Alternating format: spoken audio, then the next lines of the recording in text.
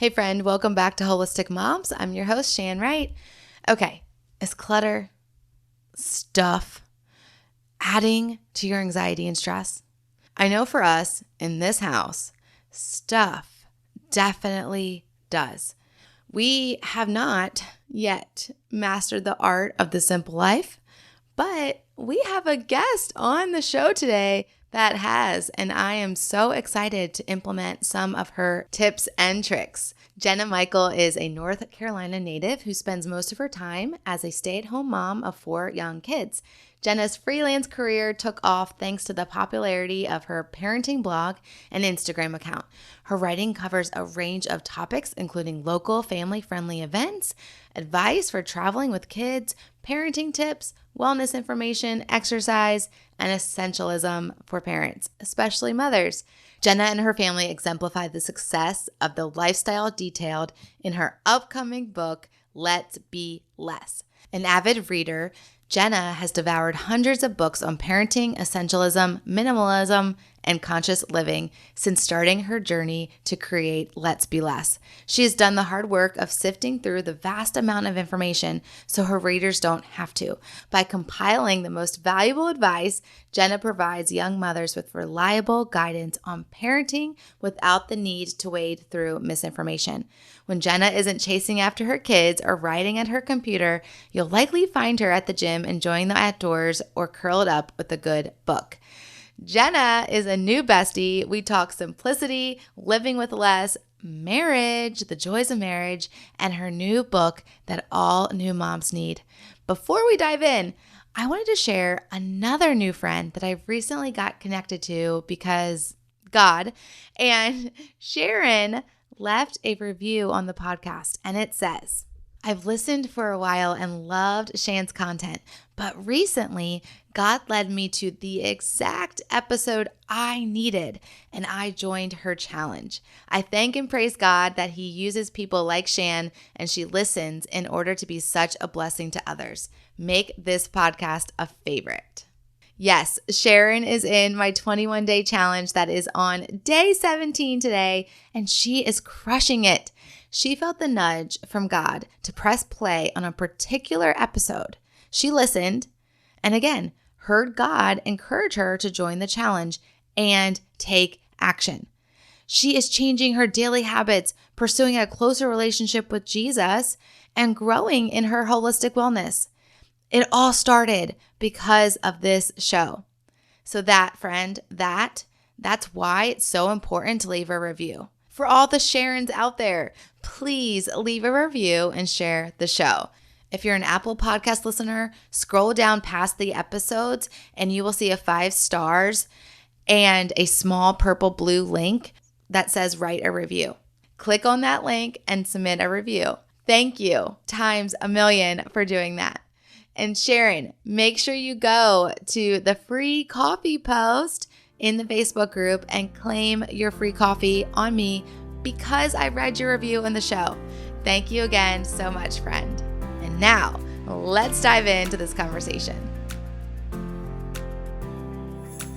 Hey mama, are you stressed by the lack of time in the day to do all the things? Are you feeling disconnected from God, your husband, and even your kids because patience and presence seem out of reach? Do you want a healthier body, mind, spirit, and home, but overwhelmed in where to start? Hey, I'm Shan Wright, daughter of the king, wife, mom to 4, RN, wellness coach, and I know very well what it feels like to want to live well, but about to lose it with my very blessed full life. After realizing I can't pour from an empty cup, I tracked my way to whole body wellness and so much peace. If you are ready to cancel the stressed out life, learn tactical, intentional strategies as a mom wearing many hats, find more peace, confidence, and joy raising kingdom kids, then listen in. Come on, mama, together we got this. Really, God's got this. So go heat up that coffee again and turn your listening ears on. Let's chat. All right, I am thrilled to introduce y'all to another guest. I have Jenna with me, who is a mom to 4, essentialist, and author. So welcome to the show, Jenna. Oh, thank you so much for having me. I'm excited to be here. Yes, I am so excited to talk with you too. We have just talked in Messenger and realized we have a lot in common and we have the same, I think, excitement and energy for life, which I love to talk to people like that. So, first, so the listeners can get to know you a little bit and me and myself as well. Please share three things that you're loving. The more random, the better. Okay, so mine are very random, but they actually are all kind of related. Right now, I'm really loving running. I have picked up my running schedule a lot lately, I'd say in the last 6 months. And I think hand in hand with that, I'm really loving the weather Mhm. because now, as we're talking, the weather from the summer is kind of cooling off a little bit. And I'm so grateful for that. So I'm enjoying running and I'm enjoying weather. And I actually am really, really, really, it sounds so silly, but I'm really loving my husband right now. Like I can't get Aww. enough of him. We've been together for 15 years. We've been married for 12. And I feel like we are more connected right now than we've been ever in our marriage. And it just feels so good and encouraging. So those are my three things.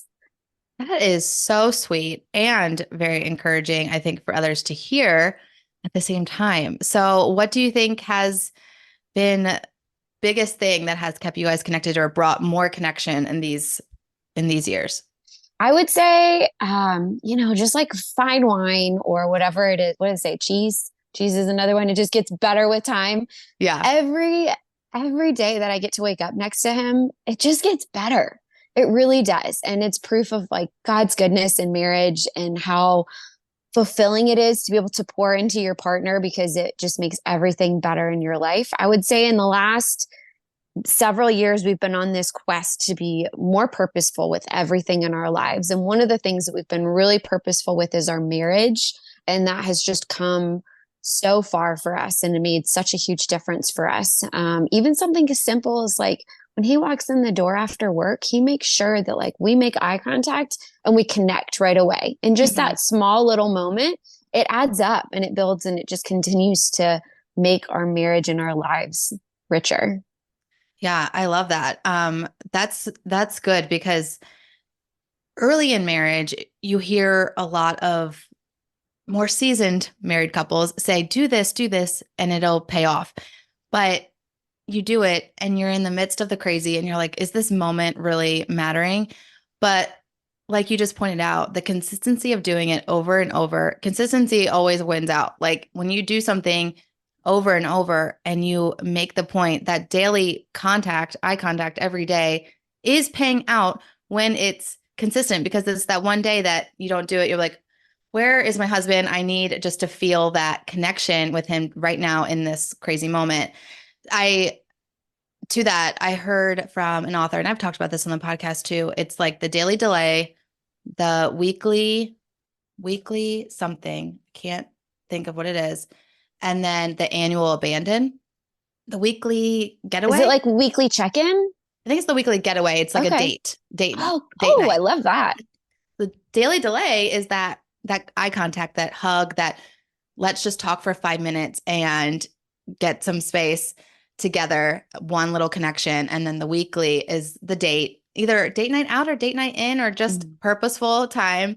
And then the annual abandon is get away with your spouse once a year. Like make it a point to it could be one night, it could be 12 hours, but obviously longer the better. And that has been something that we've stuck with. But I would say the almost the daily delay is like the hardest, I think, because it is so easy to be like just doing life with someone and not having that purposeful connection with them. I totally agree. We started Yeah. doing yearly trips away within the last couple of years, and that was really, really hard for me because I have four kids and they're all young and they're all close in age. And I am so good at getting wrapped up into that. Oh my gosh, I have this to do and I can't do that. And we have this and we have that. And he was finally like, no, we're going away and we're going to prioritize our marriage. And I was like, well, okay.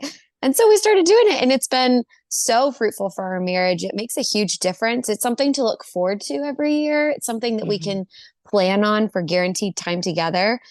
We do a weekly check in together as well. So Sundays we call them our Sunday strategy meetings, where same idea. We just sit down together and we go over the week. We, see how the other person's doing. What do you need this week? What can I be for you? And then, yeah, an evening of just like being able to make eye contact and sit down every night. Even, I mean, honestly, some days it's like 30 seconds of like, hey, you Yeah. good? I'm good. Cool. That's great. But like purposefully seeking out your spouse at Yeah. regular intervals makes a huge difference. You have to continue doing it or you just become roommates. Yeah. Did you get that weekly check-in from the marriage journal by chance? We didn't. We kind of came up with Okay. it on our own. Yeah. Okay. So I got the marriage journal I don't know, a couple years before COVID.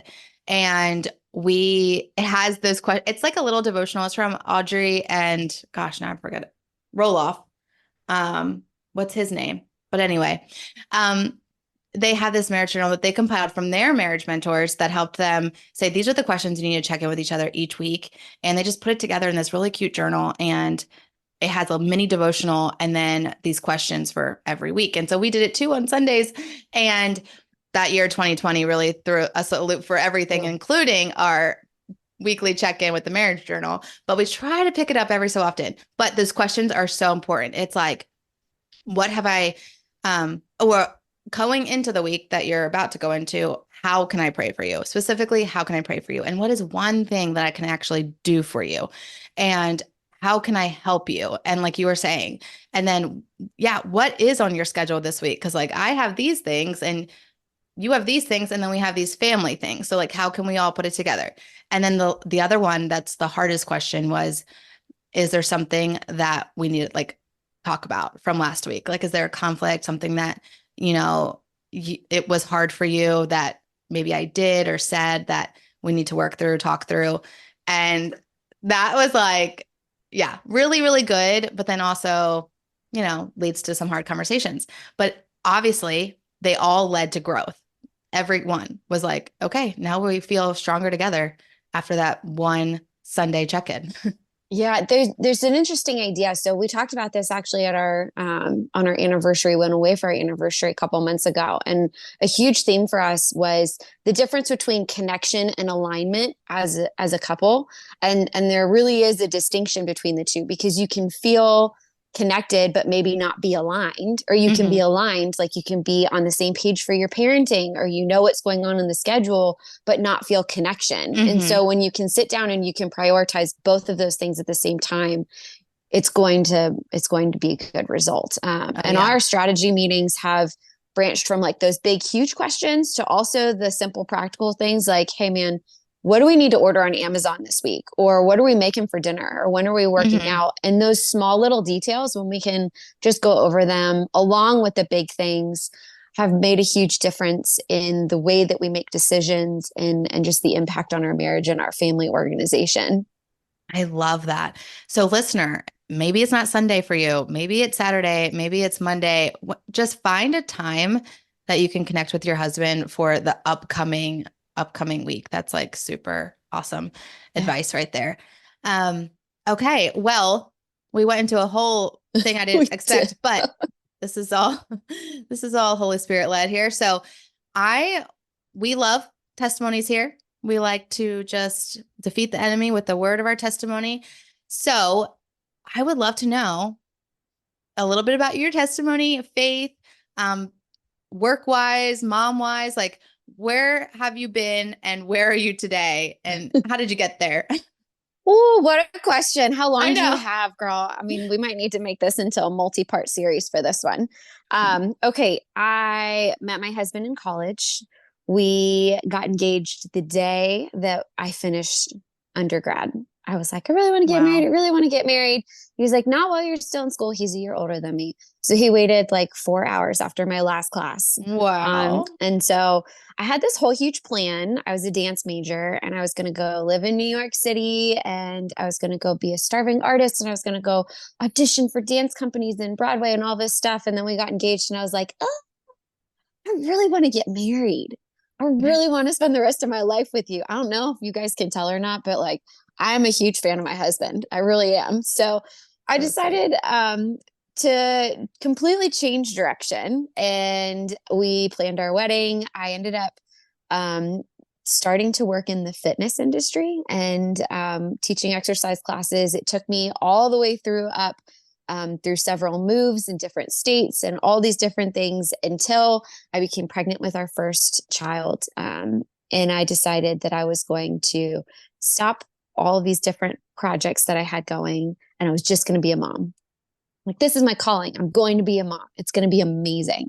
I had a really successful blog at the time. I literally shut it down, canceled everything, which in hindsight, totally shouldn't have done. And I just started devouring material for parenting, just over and over and over again. I read all of the blogs, all of the Pinterest boards. I had a Pinterest board for nursery and baby essentials and this and all the things. We had our baby, and I had no idea what I was doing, which is hilarious because I felt real prepared going into it. Like, I know what we're going to do. And I will never forget, it's actually in the beginning of my book because it's so embarrassing, but it's so true. And it's such a good example. We were leaving the hospital with Emily, who's our oldest. And the nurse was like, all right, you're good to go. And I asked the nurse, I was like, is there a deed that we sign for the baby? And she looked at me and was like, no, this is your baby. You go home and raise her now. And I was like, okay. Like, I literally thought there was a deed for a baby. You And signed that deed with God. yes, exactly. True. So we go home. We're in this sweet little 2-bedroom townhome, and we start doing the parenting thing. And 9 months later, we're gonna have another baby. I get pregnant 9 months after we have Emily. So Wow. I'm like, okay. Meanwhile, there was this sneaky thing that was happening in our lives that I didn't know was happening until it was like very obvious, which was this accumulation of things. And before I knew it, our sweet little townhome that we loved, that was plenty of space for us, was completely bursting at the seams from having so many kid items come in. And so we started storing stuff at my parents' house, my in-laws' house, and all this stuff. I'm like, we need more room. So pregnant with baby two, house shopping, just drowning in stuff. Faith at this point was something that was involved in our lives, but it was not anything that I was super aware of. It was just sort of like I was riding on the coattails of my childhood faith, if that makes sense. Mm-hmm. We closed on our house and moved into our first house 2 weeks before our second was born. So it was kind of like, where are the diapers? Where am I sleeping? Okay, I can have a baby. And I went into this fog then when Sophie was born. And it was months between having a newborn and a new house, right? Trying to figure both of those things out before I came out from underneath of it. And I look around this house and I'm thinking, my gosh, this is a house that we just bought that we thought was going to be so much space for us. And it's already full. Like, there's so much stuff. And I just didn't understand how that happened, because it happened without my realization, even though it was all our stuff and we moved with it. And so Sweet John, my husband, is like, hey, I found this book. I'm like, okay. So it's called Essentialism. Have you ever heard of it? I'm like, nope. So we read this book and I'm like, dude, this is it. And he's like, yeah, isn't this cool? The bottom line is that it talks about quality over quantity. So it talks about making sure that what it is that you have in your life, whatever it is, whether it's things or a job or a lifestyle, that you're pursuing the quality of something over the quantity of it. So pursuit of quality over being able to have too much of something. And I started getting rid of so much stuff. Faith at this point is still totally like involved, but not super involved, if that makes sense. And everybody I knew thought I was crazy, because here I am like, hey, you want some baby socks? I have a million pairs of baby socks. I'm going to give you some baby socks, or like whatever it was. I was just getting rid of stuff. And then we became pregnant with Maggie, our third, and 2020 happened.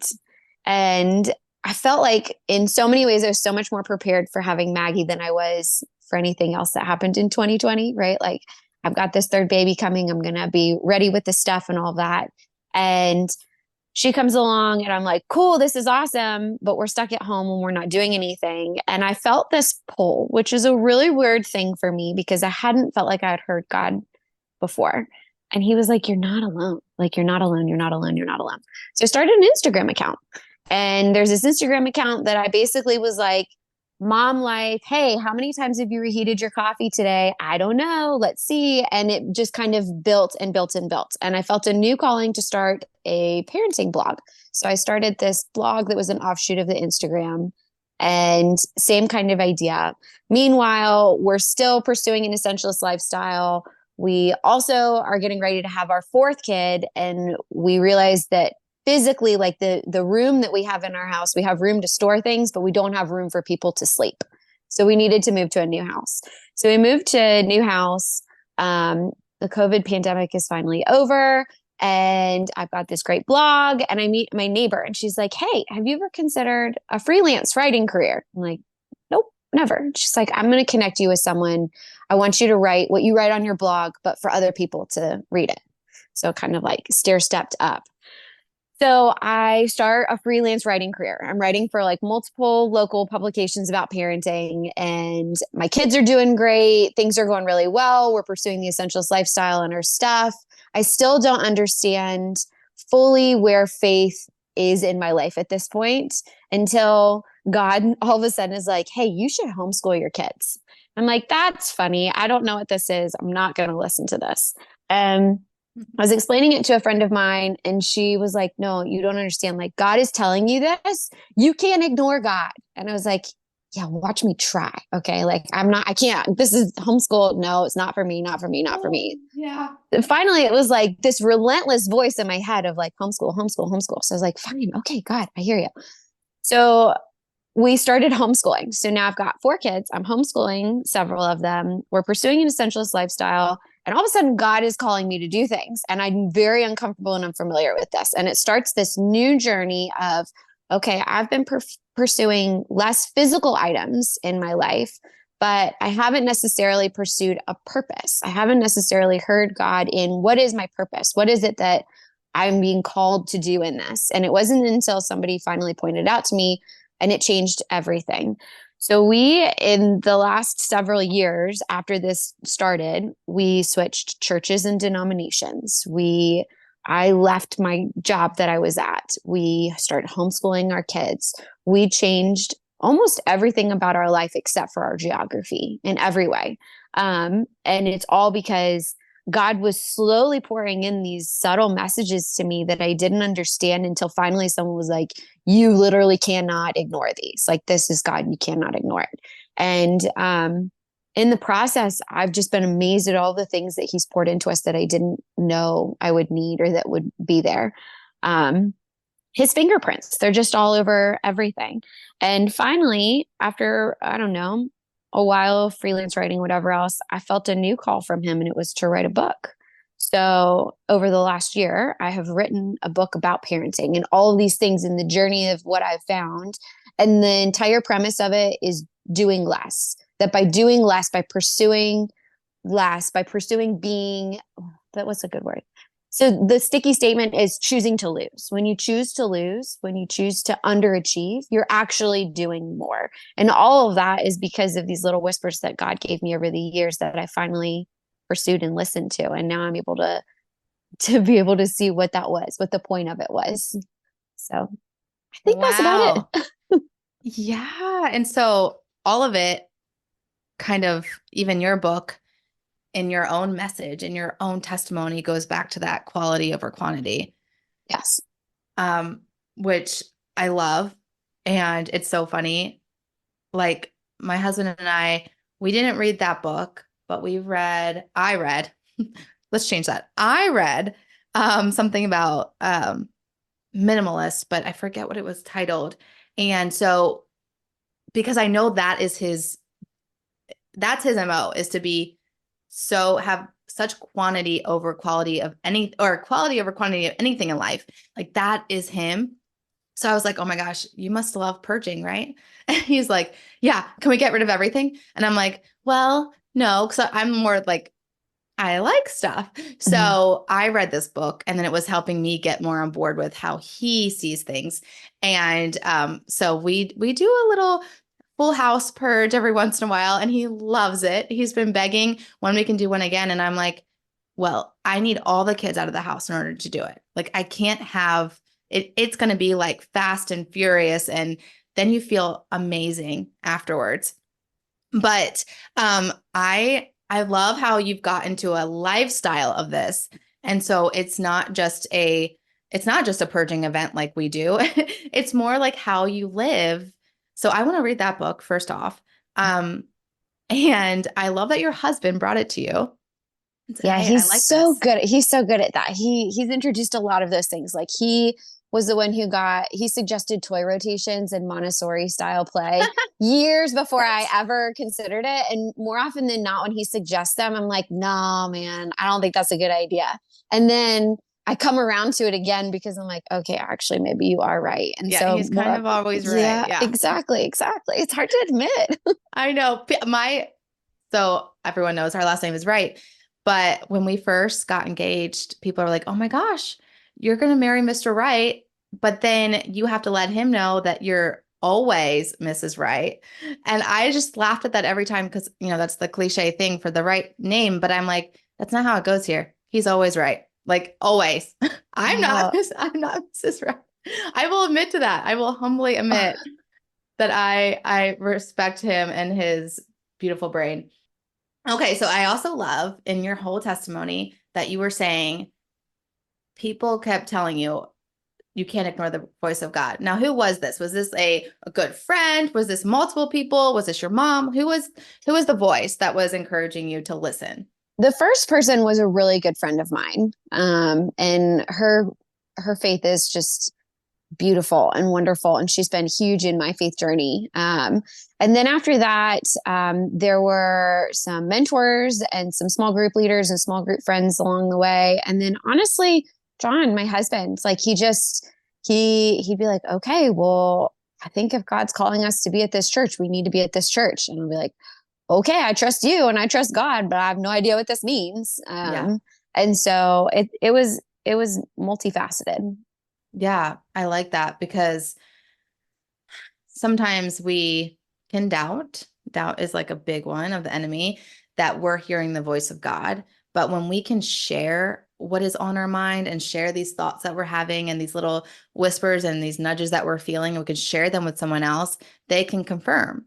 And Mm-hmm. then that God is speaking through other people. He speaks through his word, he speaks through other people, other believers, he speaks through creation, nature. Like he has many ways to speak to us. And sometimes we think it's only going to be either through his scripture or it's only going to be in a big, loud, booming voice. And we let this doubt take over. And we're like, well, that doesn't make sense to me. Why would we do that? So let's just ignore it. It must have been my own thought and then move on. But when you can verbalize what you're thinking, hearing, and feeling and sensing and verbalize it to someone else, they can confirm and then you can even ask God for more confirmation. Hey, okay, my husband's kind of confirming, I think, but God, I need another one. And then he'll do it again because he knows. He knows how we are. Yeah, So he I love does. that you verbalize that and we're able to share it with people close in your life so they could say, encourage you. Yes, this is God's voice. You have to listen to it. It was really interesting because in hindsight, obviously you can see the God dots more than maybe at that exact Yeah. moment. Yeah. But he was in particular was writing a book. I was very doubtful of myself. I'm like, God, who am I to write a book? Right. Like I literally stay at home. I write a cute little blog. Sometimes I put up these fun little freelance articles, but like I'm not a certified professional. I don't think this is you got the wrong person. And he kept write a book, write a book, write a book. And I went to this women's retreat with a bunch of women that I didn't know. And there were multiple moments on this retreat where somebody asked me a question and I shared my answer. And I realized that all of a sudden there were like a group of women that were listening to my answer, whatever it was. Like I'd be like standing in line to get dinner and somebody would be like, oh, can you tell me like why don't you do this anymore? And I'd be like, oh, well, here's my reason. And I turn around and like half of the line is listening. And somebody in the back of the line would be like, so when are you going to write a book about this? And they would ask me that question. There were several people that asked along the way, just in this particular weekend, like, okay, so is this a book? Or where can I learn more about this? And I'm like, oh, okay. So now he's talking through other people to tell me this too, like unrelated. I hadn't mentioned it or anything, but there were those moments where I was like, well, this is an I can't ignore moment, right? Like I can't Yeah. not do this. So Yeah. it was neat how that happened. Yeah, I basically ignored his voice for 18 months to start a podcast. And I was out of the blue. asked to be on a podcast from someone I've never met, stranger online. We weren't even friends online. She literally messaged me, and you know how you don't even see those messages half the Yeah. time, but for somehow I saw this message and she asked me to be on her podcast. She has a podcast about moms and she asked me to be on it. And I was like, what? And I was like, I've never been on a podcast. And she's like, that's okay. That's great. Well, and then I asked her, I was like, are we connected by someone? Like, how do you know of me? She's like, honestly, I've never asked a stranger to be on my podcast. You are a stranger to me. I don't know you, but I felt God call me to ask you. And I was Oh, like, okay, weird, totally weird. So then I started telling people in my life, just random conversations with all sorts of friends and family, I'm going to be on a podcast. I'm really nervous. And like, I prepared hard for this podcast. Like, I spent so much prayer and time going into, so I was asking everyone and telling everyone, what do I say? Da, da, da. And every person, not everyone, okay, but a good like handful were like, why are you so nervous? You're going to have your own podcast one day. And I was like, what? Like, it was I a shock every time they said it, but then it was like, and they were trusted people that knew me. So I was like, oh my gosh, this isn't what I want. So again, 18 months later, I started my podcast because I was like, that was out of the blue. Why would I be behind a mic? That doesn't make sense to me, God. But he knew. So, and I love how he worked through this random stranger to kick it all off. And so for you in your book, he used your neighbor to be like, I have this freelance thing. You should look into it because you have a blog. I had once had a blog, and writing is difficult. yeah. Writing is difficult to get all your words across in a very concise, clear way for the reader. So tell me about this writing book process and where are you? Is it completely done? Is it launched in the world? Like, where is this baby? Okay, so book itself is written. Currently waiting to hear back from publisher queries, but also very interestingly feeling torn between pursuing publishers and also self-publishing. Mm-hmm. Part of me really, really wants to just be able to have it out in the world. And when you're working with publishers, you do have to be patient. And I'm Mm-hmm. finding myself feeling impatient. Um, so it is done and ready for other eyes, but not printed yet. So waiting for that to happen next. Does that mean you've already had an editor? I've And had, yeah, so I've had it edited once. I didn't know this before writing a book, but there are multiple tiers of editing that you go through. So there's like a manuscript script review, then you do Mhm. things like grammar and punctuation, then you do like a copyright after once it's designed. So it goes through multiple rounds. This Mhm. has currently gone through two of the rounds so far, and we'll probably have at least one or two more once other people are getting involved or I decide to go with the self publishing. But there's a full book. It just Wow. needs to get out into the world now. Yeah, I can feel that oh, I just want to get it out there. It's all done and it's probably so helpful and such a word that other women, moms need to hear. Is it for parents or moms? That's a great question. I did it as I'm it's for moms, but I didn't specifically like exclude other parents as well, if that makes sense. So Okay. I mean like I literally say buckle up girlfriend in my introduction, but at the same time if another parent wants to read it, I think that it most certainly will apply to them as well. Yeah. So, and the whole thing is kind of branched off of doing less as parents in order to do more. Yes, but it focuses on pregnancy through age 5. Okay. So I didn't feel like I could tell people how to parent teenagers since I've not parented a teenager yet. Yeah. But Yeah. Makes sense. I'm very familiar with babies and toddlers. So Yeah. I really focused on that 0 to 5 age range. Particularly, I feel like where things start for a lot of parents is in pregnancy, right? Like Mhm. the second that you get a pregnancy positive test and you like Google like what to do now that you're pregnant, you're just inundated with all of this information of like, buy this, buy that, do this, do that. And so the whole premise is like from day one, you're going to be okay.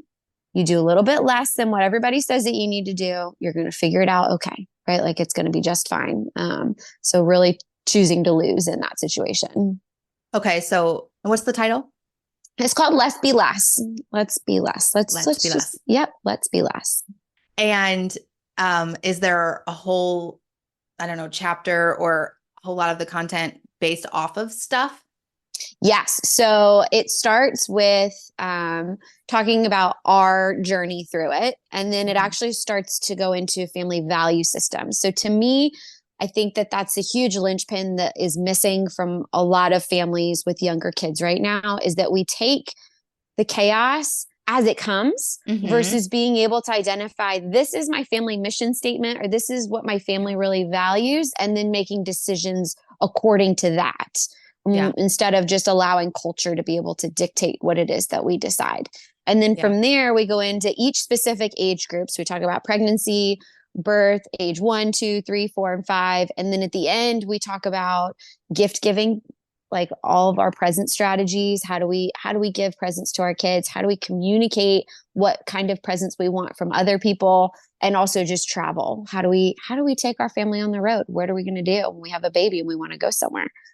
So it's a fun Yeah. little book there. You can pick up one little age category and read that, or you can read it cover to cover. I wanted it to be able to be easily digested. Lots of lists in there, and then lots of discussion questions at the end of every chapter or section. There's a list of discussion questions for you to be able to talk about as a family to help you kind of identify what you feel Yeah. about certain things. Yeah. This also sounds like it would be really good for a MOPS group to go through. I'm trying to connect with one right now. So yeah, Oh, that's yeah. exactly, yes, I totally Very good. agree. That whole idea, like you said, letting the chaos come and then dealing with it as it comes instead of having your mission, your rules, your family values all established is something that we're missing. Like you said, in pregnancy, we need that at the start because I mean, I didn't learn about all of that until I had a few kids. And it's like, okay, rewind.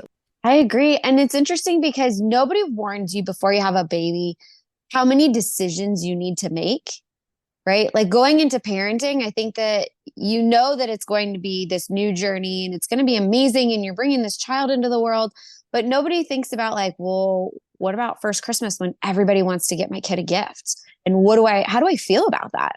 Or what about when we start going to birthday parties? Like, what's our birthday party policy? Do we like Mhm. birthday parties? Do we want to have them for ourselves? Do we want to go to them?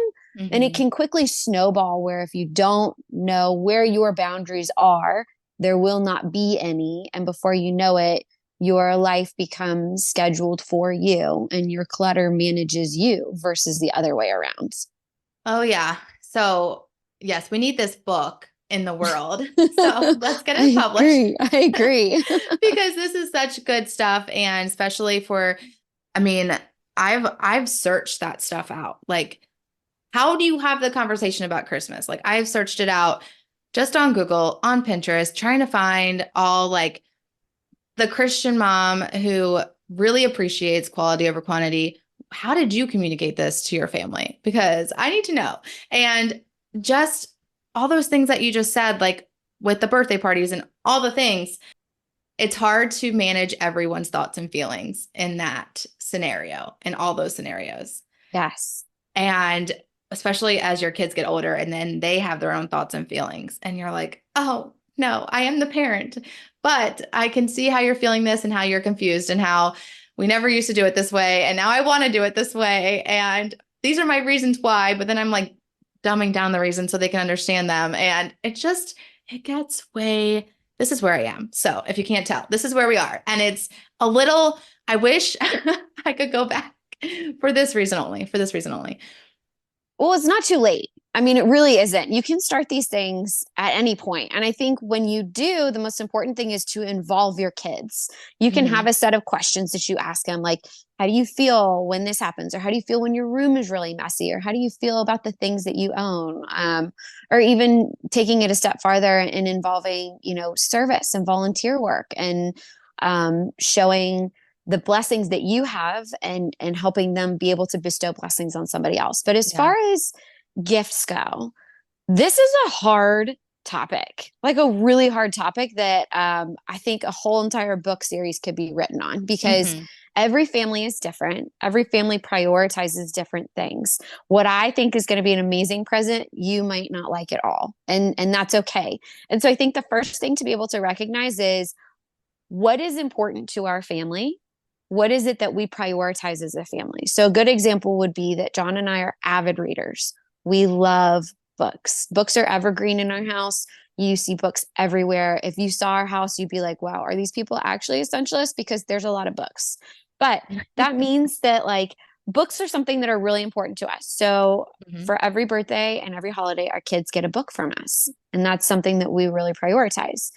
Something that we don't prioritize a lot of are loud plastic toys with flashing lights. We don't like those. So we try not to have those around. Yeah.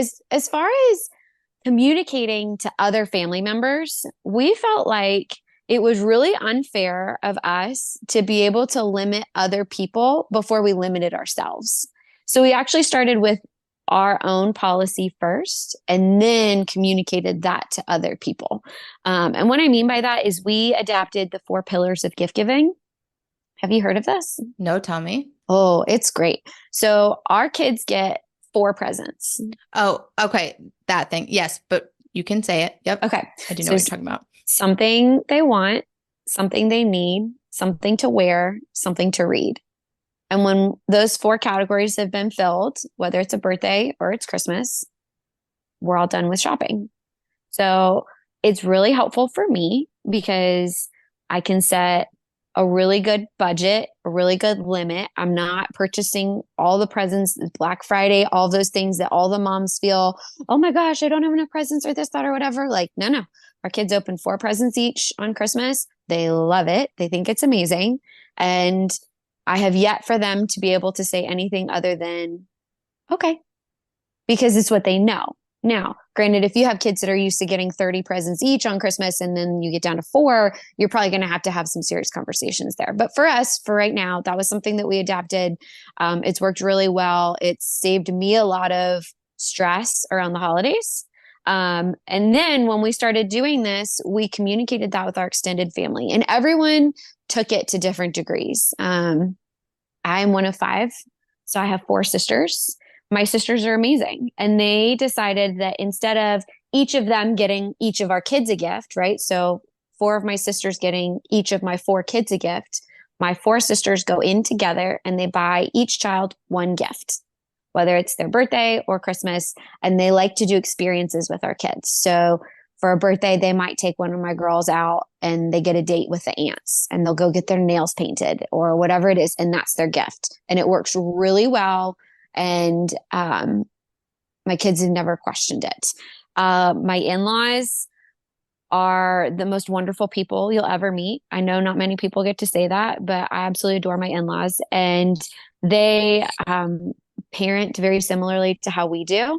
And so my kids get a lot of books from them, which is really helpful, or they'll get memberships for gifts. Like if there's a local museum or a greenway or something that has a membership, my mother-in-law is always inquiring about that. My mom and my dad are really, really purposeful in what gifts they give, but they haven't always been that way because it's not how I was raised. I was raised in a house where like we got a lot of gifts for Christmas and it was a really big deal and whatever else. So it's definitely required some conversations. And I appreciate that they've been at least willing to be able to hear us out. And then we're very blessed and we have a lot of extended family that like to give our kids gifts as well. So it might be a great aunt or a great uncle or cousins or whatever else. So our kids get more than 4 presents on their birthdays or on Christmas. But one of the ways that we limit that is by starting with us and then recognizing that like some people just want to give our kids gifts. And if that's the case, like we're really grateful for that. And it might be something that we save for a rainy day. But instead of just like saying no right off of the bat, we started with ourselves. And that helped me feel better because I knew like, okay, if my kids are getting 4 gifts from me, that means that we're starting off at a lower level than we would have otherwise. And then allow other people to be able to love our kids in the way that they feel is special. Yeah. So this is so funny that this came up because I didn't know we were talking about gift giving at all today. And my husband is such a planner. He's already been asking me about Christmas. And he said, Shan, remember last year, right after Christmas, how you said we are going to implement the 4 gifts this year coming up? And I was like, I did? He was like, oh yeah, remember we had the whole conversation. And he literally just had to like remind me. And I was like, oh yeah, that conversation was over dinner. I remember looking at my kids and telling them, we're actually going to Disney. So we're going to do 4 gifts this year from us. And so he's reminded me just this week about this. And I was like, oh yeah. And it literally is like me having to rewrap my head and put myself back into Christmas last year and put myself back into all the other Christmases and be like, you don't like that. You don't want to be overwhelmed by all the stuff again. You don't want to pour gifts onto your child and have them not appreciate them and then not even play with them and not have a heart of gratitude. And I also, like you mentioned, like we are gonna plan. It's on the radar. I got to write it down. Something for like right after Thanksgiving to go and serve and give, enforce this new thing that's going to be hard for them. These 4 gifts, it's going to be really hard because we are the family that have given them a lot. Maybe not 30, but like a lot. And now we're going down to 4. But I think, like you said, having the conversations, talking with them through it. And I did mention it like at the start of the year. So probably January, I mentioned it. So I need to reintroduce it and say, hey guys, remember that? Because I didn't remember, but your dad did. So this is what we're doing. So, okay, if we look at it from like an actual biological and scientific standpoint, when you go to Target and you're standing in like the shampoo aisle and there's like 70 different kinds of shampoo and you're so overwhelmed because you're like, I don't know, I just need clean hair. Like what's that? Kids get that way. So that's called decision fatigue. Yeah. Kids get that way with toys, right? So if we have so many toys and options and presents for them, their little brains get overstimulated and scrambled, and the decision fatigue, it flips on, and they cannot focus on one thing.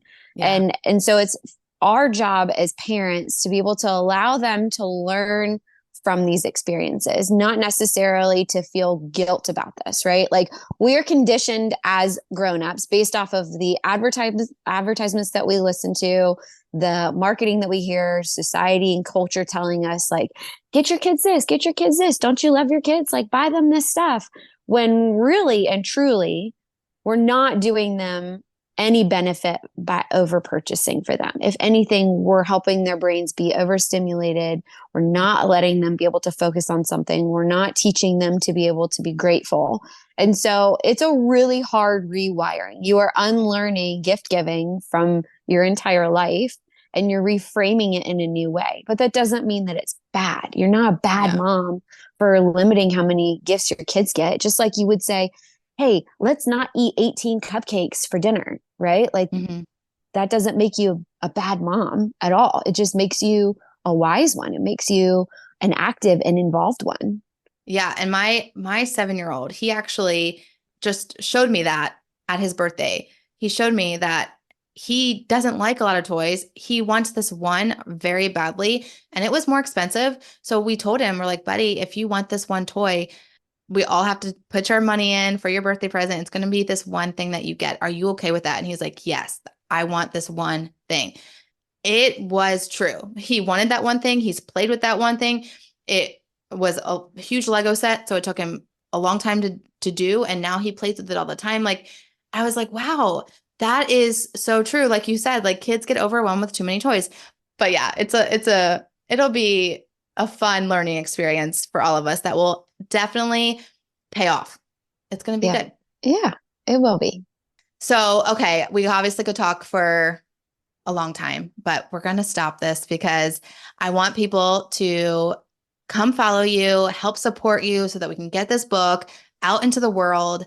Moms who have 0 to 5 can just soak up all this goodness and have it at their fingertips. So tell us, what is one way that we can do that? How can we encourage you, support you in this, new journey as an author, and where can they get in touch with you? All that good stuff. Oh gosh, thank you. So I have an Instagram account. It's called Purposeful Parenting, and you can find me on there. I'm usually doing some sort of ridiculous reel of some kind. It's where you'll find the most realistic version of motherhood, I think, on the internet at this point. And I share all sorts of updates on there. I'll keep book stuffs going. I've got a newsletter that is linked on there as well. So it's the perfect place. Okay. Instagram. Very easy. And then, we wish you all the luck in finding that publisher, or whether you decide to self-publish. Like, God has it all under control. He knows, because he's already planned this out. Obviously, he told you to be an author for a reason. So Yeah, it's thank going you. out there. So many blessings to you, Jenna. Thank you so much for joining us today. And we will be sure to thank you for coming and follow you on Instagram. Thank you. You too. Hey, Wellness Warrior. I pray that blessed you. And if so, it would bless me big if you would write a 5-star review and subscribe on Apple Podcasts. Not only would this make me super happy, but it will allow for others to find this show too. Also, I love to chat over on Instagram, so make sure to take a screenshot, share to your Instagram stories, and tag me at @the_Shan_Wright so I can see it and we can keep chatting and bring other moms to chat with us. Until we get to chat again, mama friend, may the Lord's face shine upon you and give you peace.